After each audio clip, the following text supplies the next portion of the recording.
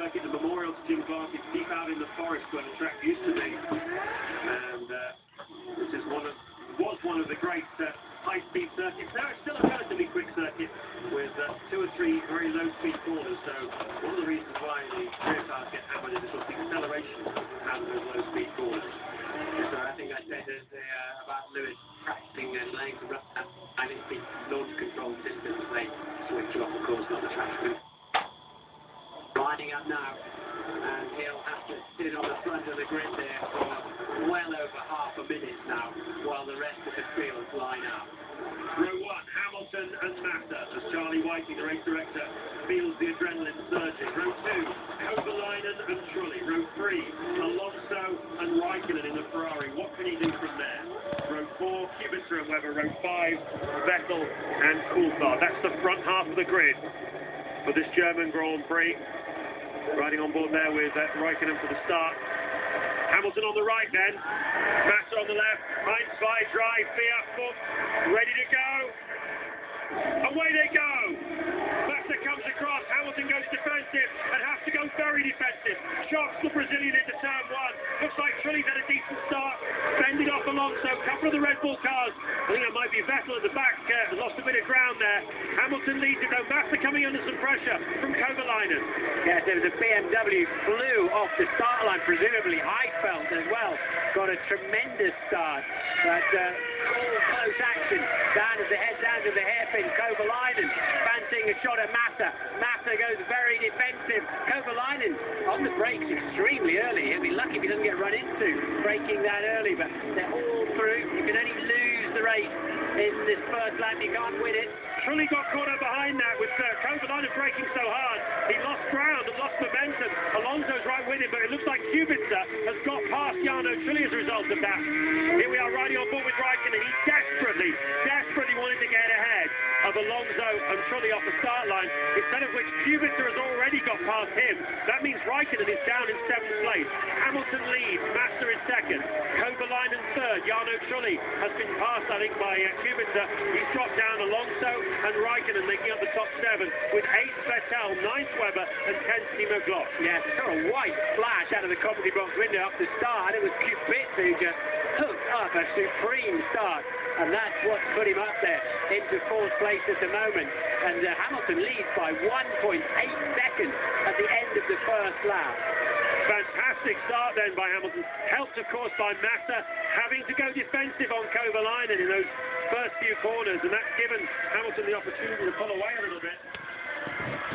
The fast corners tend to string the field out in the opening laps. You get quite a big field spread as it's called, and that means that after only a few laps, Raikkonen will be quite some way back behind the leading pair.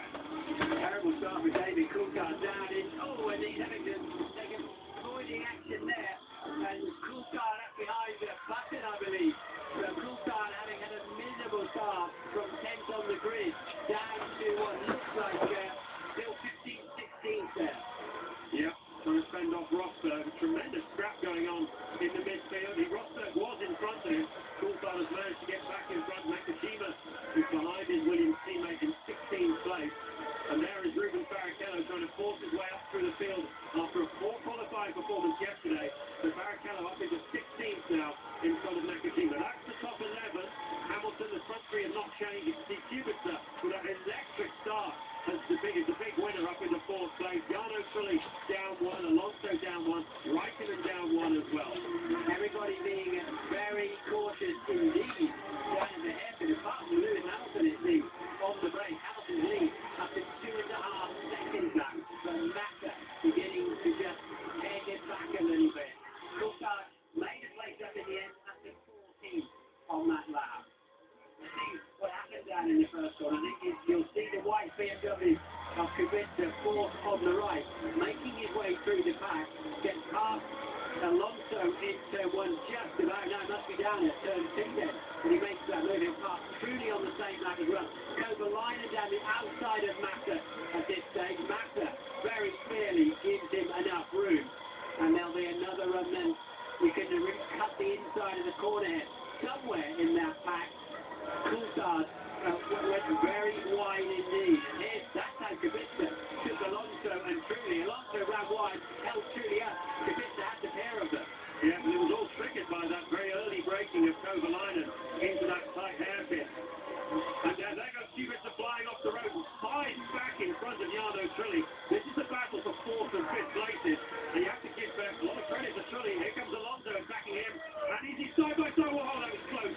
That's a 130-mile-an-hour corner, 140-mile-an-hour corner. Did Raikkonen a chance that Alonso went for broke, and it didn't pay off, but he's having to be defended against Raikkonen. Raikkonen jumped back underneath. Has he got the drive and acceleration? Easy it turns out. Alonso getting a bit of oversteer wheel spin coming out of the corner there, turn 2. And that's the constant inner effect has given Raikkonen a place. But Trulli was able to survive that running off the road because that's the drag racing strip there. And there's enough grip out there to run wide and launch back onto the racetrack. So another all-or-nothing move by Fernando Alonso, and it's cost him a place. Alonso drops down to 7th behind Kimi Raikkonen. We now ride on board with the reigning world champion. He's had a difficult weekend. He's not had the car underneath him at all. He's been oversteering, understeering all the way through practice and qualifying. He just hasn't been able to dial it in, and he really has to do a serious recovery drive here this afternoon to bag some sensible points, keep himself in the hunt with Hamilton and Massa. Look at the lead for Lewis Hamilton then, as he clocks up the end of lap 4. It's 3.7 seconds over Felipe Massa. Heikki Kovalainen now 6 seconds behind. Kubica is 9 seconds behind the race leader. Trulli and now Raikkonen 11 seconds behind Hamilton. Hamilton's 1.4 seconds quicker than teammate Kovalainen in 3rd place. I mean, I don't think he's that light. He might be a lap or 2 lighter than Massa and Kovalainen, but he's absolutely flying. Which is a brilliant action. It's like a sort of a cross between a Formula Ford race and Formula 3, isn't it? All sorts of attacking, wild moves. It's a relatively simple racetrack, and it does generate the cars staying together quite well. So that, I think, is why we're seeing so many overtaking opportunities.